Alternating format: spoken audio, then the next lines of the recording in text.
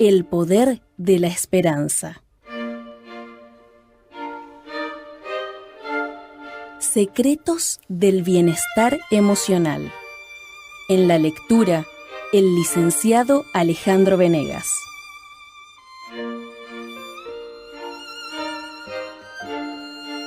Capítulo 7. Sentimientos de culpa. Muchas personas viven con sentimientos de culpa infundados, de una culpabilidad falsa o dudosa. Esto las lleva a los conflictos y a las siguientes tendencias: complejo de inferioridad, perfeccionismo, constante autoacusación, miedo al fracaso, con el consiguiente estado de vigilancia permanente, y demandar demasiado de los demás. Por otro lado, el sentimiento de culpa justificado es una característica útil que fomenta el comportamiento correcto y respetuoso, lo que favorece la convivencia. El sentimiento de culpa real es un síntoma de una conciencia alerta, que sirve como una autocensura y previene los crímenes y la falta de moral. Durante muchos años, Carlos vivió como si no tuviera culpa alguna ante la familia que abandonó, y la hija creció con una gran cantidad de problemas emocionales como resultado de lo experimentado en la infancia.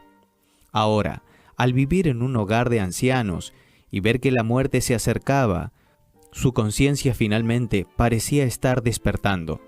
Sin embargo, ¿qué hacer con este sentimiento? No tenía más que pedir disculpas a su esposa y a su hija, pero como hemos visto, ella se negaba a verlo. La desesperación y la frustración aumentaban día tras día. Si se comprueba la culpa, la solución es buscar la restitución siempre que sea posible y pedir perdón a Dios y a las personas ofendidas.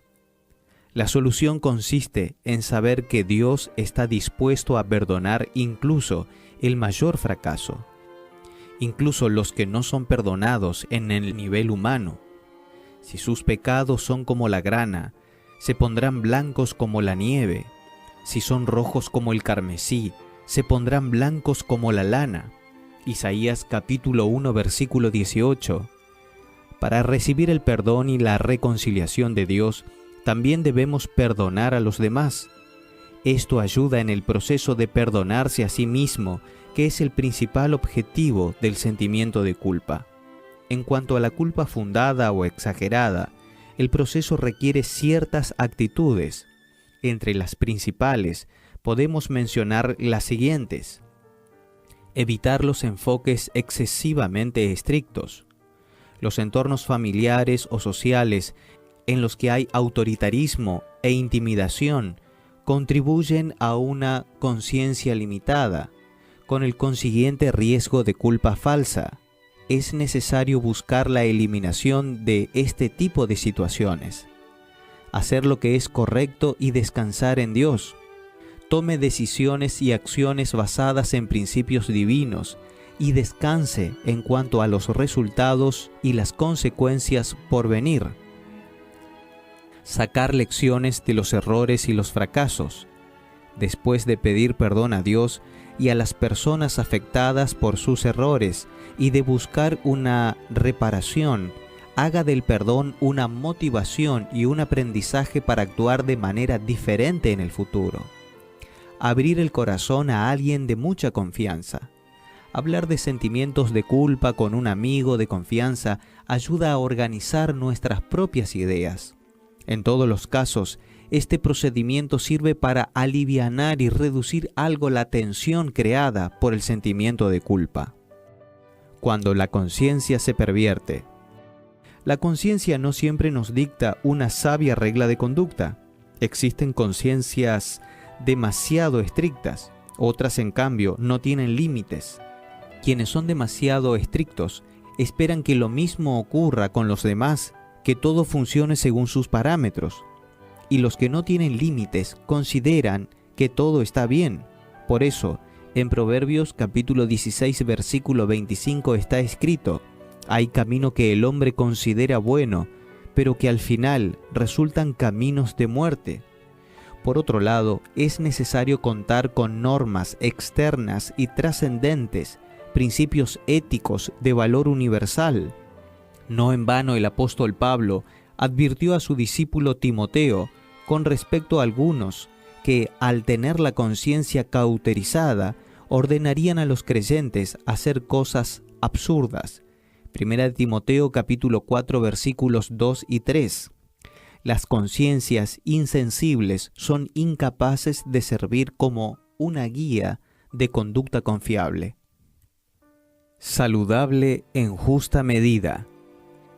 Un estudio realizado por Gracina Kolchanska y sus colegas encontró que el sentimiento de culpa, en la medida exacta, ayuda a los niños a respetar las normas y respetar a los demás. Participaron en este estudio 106 niños y niñas en edad preescolar, de 2 a 5 años.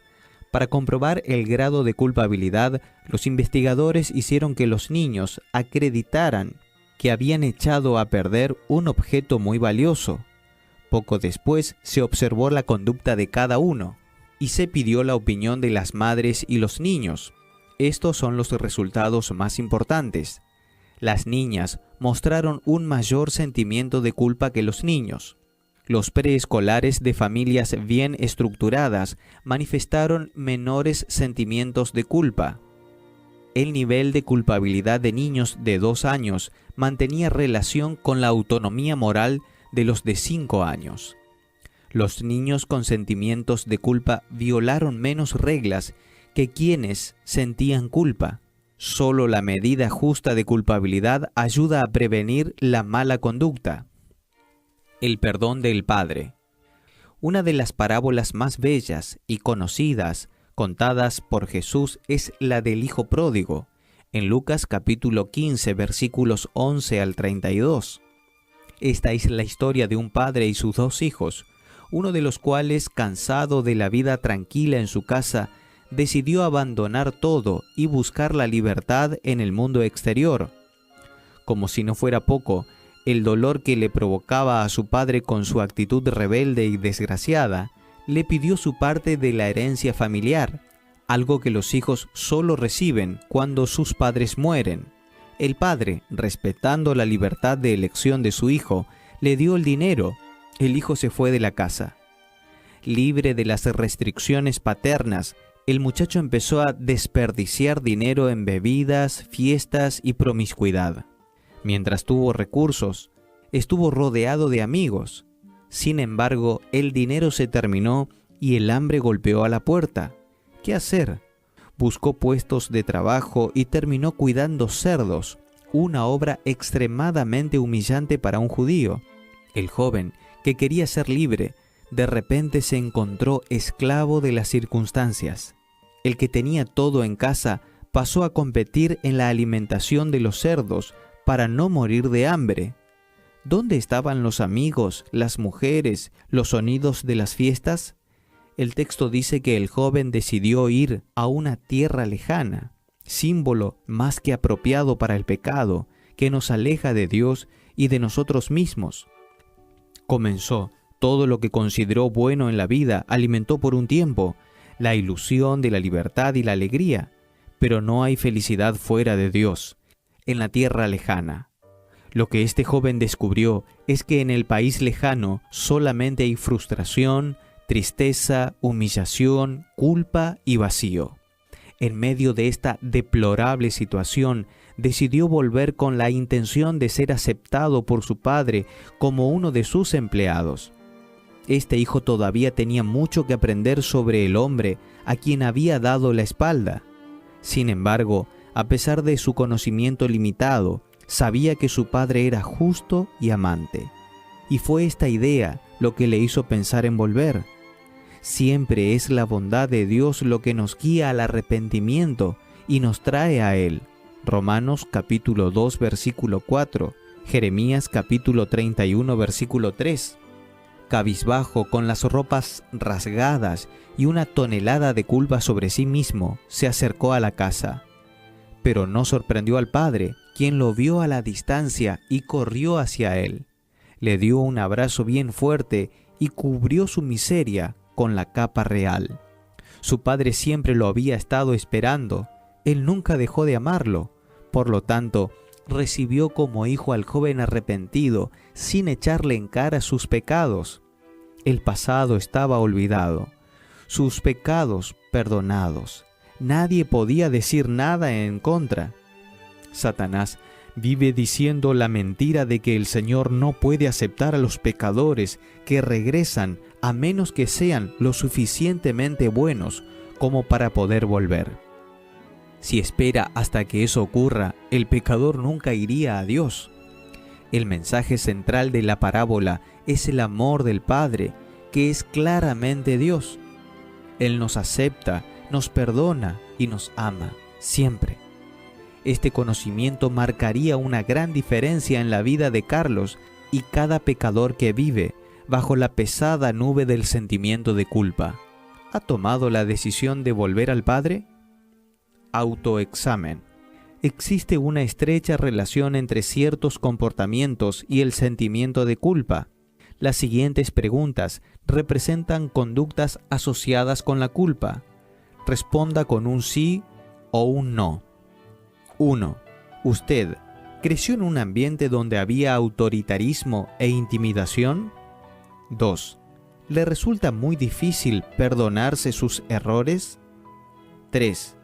¿Le resulta difícil perdonar a quienes lo ofenden? 4. ¿Está constantemente con miedo a romper alguna regla social? 5. ¿Se asusta ante cualquier indicio de malas noticias? 6.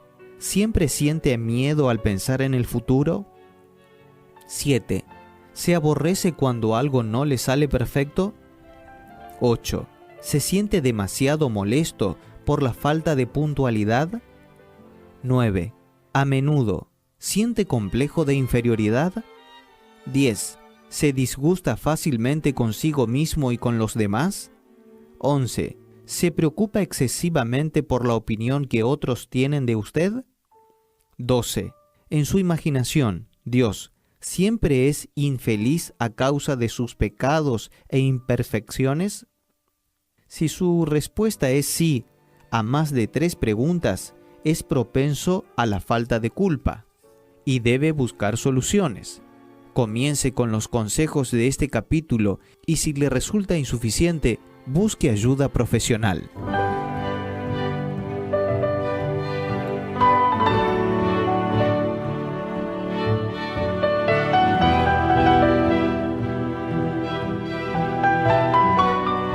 Esto fue El Poder de la Esperanza.